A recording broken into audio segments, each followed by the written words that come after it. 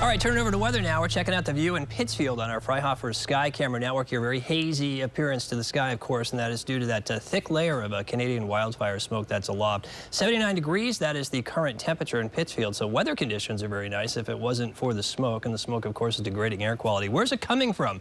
A lot of this is coming from portions of Saskatchewan here in Manitoba, also Western Ontario. We've got fires up into portions of Alberta province, and these have been ongoing now for months. 2025 at this point, according to Canadian officials, their second worst wildfire season, just behind 2023. One of the things that's enhancing the wildfire situation in Canada and across the western United States on any given year is the fact that the climate has been warming. So what we're finding up here across Canada, much drier conditions, much warmer conditions, low relative humidities. And those are all conditions that favor wildfire spread, and they're conditions that can lead to these big outbreaks of wildfires. Just today, our partners at Climate Central using their climate shift index indicating temperatures, or the level of temperatures in portions of Manitoba and Saskatchewan made 5 times more likely due to human-induced climate change. So if you take the same air mass 50, 60 years ago, same conditions, temperatures wouldn't be quite this high.